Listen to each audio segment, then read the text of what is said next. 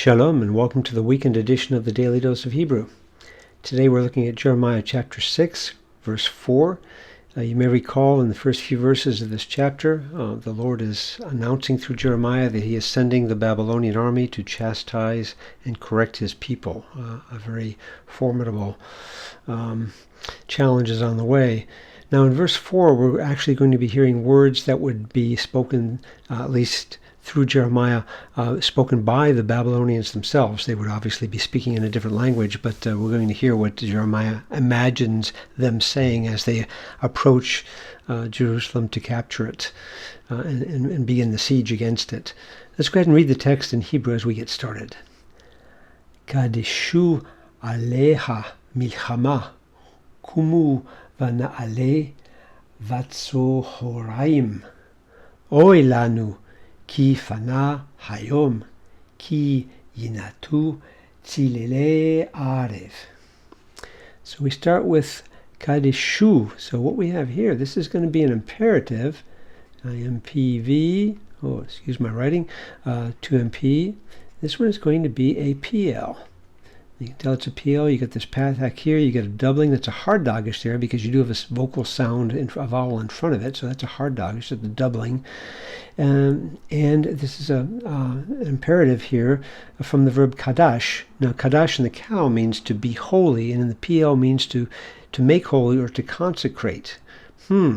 Interesting use of the word here. Let's go on a little bit. Consecrate. On or against, there's our preposition plus a suffix, that's a 3fs suffix referring to the city of Jerusalem, her, against her, or upon her, consecrate against her a battle, milchama, there's our word for battle. You can see the noun to fight, lacham, in the middle of it. Now, how do you consecrate a battle? Well, remember, for Israel and for other nations as well, a war would often be seen as a holy war, something that's undertaken at the commandment of God or the gods. And in this case, that's what the Babylonians are saying. So that it becomes the equivalent of consecrate a battle against her, means let's prepare ourselves, let's get ready for this war against her, against the city of Jerusalem. And they're going to continue. Kumu. So rise up. Here we have once again an imperative, 2MP. This time it's a kal from the verb kum, meaning to arise. So get up and...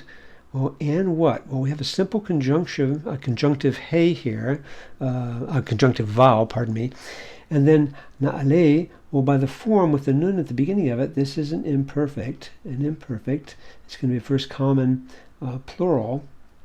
And this is a kal from our verb ala, meaning to go up. But since we have an imperative followed by this imperfect here, it probably is picking up more of a nuance of a cohortative nuance. Arise and let's go up.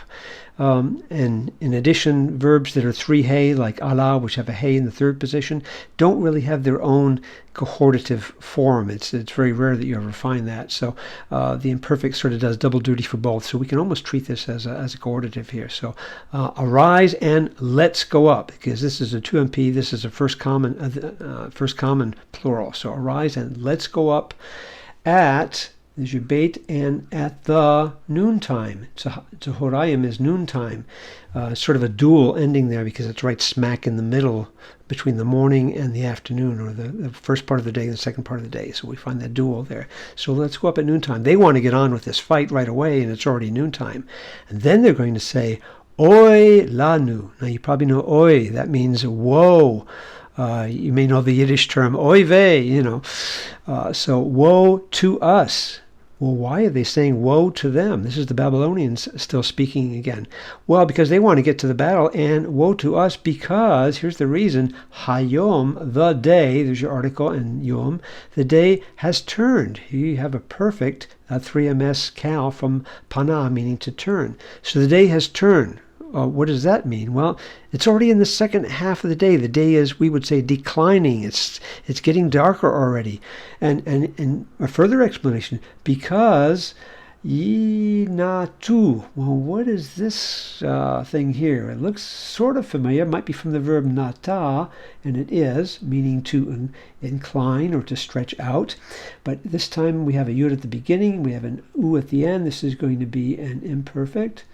That's going to be a 3MP, and this one's going to be a nifal.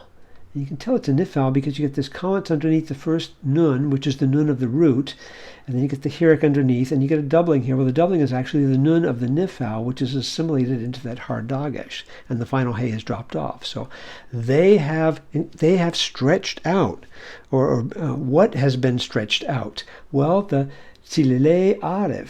Well, you may know the word sel like this, which means shadow.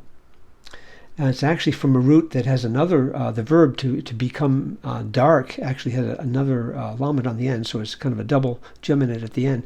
And that other lamed shows up here in this plural form. This is a plural construct form. So this is the shadows of evening, erev.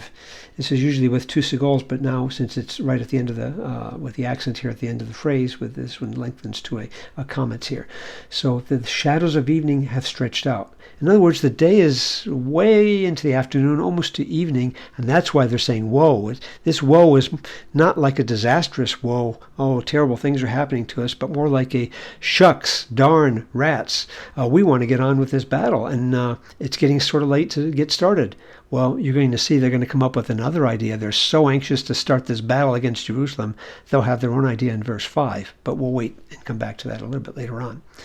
So that's how we're going through the verse. Let's go ahead and hide it and look at a couple of translations here. First of all, in the Tanakh translation in 1985, the Jewish Publication Society, prepare for battle against her, consecrate a battle against her. So they use that in the sense of preparing, getting ready for. Up, rise up. We will attack at noon, taking that simple future there, but it's sort of a coordinated future, at noontime. Alas for us, for day is declining, the day is turned, the shadows of evening grow long. Shadows of evening have been stretched out. Pretty straightforward there. Let's look at this time at the New Jerusalem Bible. Prepare for holy war against her. So they're picking up this slightly holy, set apart idea over here with Kadesh. Prepare for holy war against her. To arms, rise up, to arms. We shall attack at noon. We will go up at noon. The idea is implied with this going up is obviously an attack. That's an interpretive thing right there, just as it is over here. But it's in this context, it's certainly the right interpretation of it. Disaster for us. Now, I wasn't too thrilled about this one because I don't think they'd be saying disaster. I think it's more along the lines of a frustration. It's already getting dark. But I don't think it's a disaster because the Babylonians think they have this situation totally in their hands. It's in their control. So I would have preferred alas or something like you'll see in the next translation as well. But disaster seems a little not quite right. Disaster for us, the light is fading, the day is turned, the evening shadows lengthen. So that's pretty well straightforward. And then one last one in the New Living Translation, which is obviously more of a paraphrase. They shout. Now they've added that to make sure we understand that it's the Babylonians who are yelling here. Prepare for battle. That's good. It's sort of generic. I would almost prefer prepare for holy war. Prepare for battle. Attack at noon. So they've kind of combined that down a little bit. No, it's too late. So that's an interesting way of saying, oh, darn shucks, it's too late for us, which I find that's an interesting paraphrase for that. I actually almost prefer this one, or not quite that one, somewhere between these two. But you get the idea. The day is fading and the evening shadows are falling. That you sense the frustration that the Babylonians are feeling, like I said, because they do want to get on and do this job of capturing the city, raising a siege against the city. And you're going to see that they're so anxious.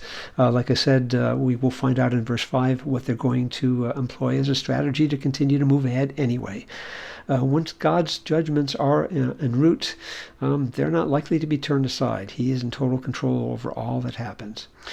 Well, check back with us soon as we continue working through Jeremiah chapter 6 in the weekend edition of the Daily Dose of Hebrew.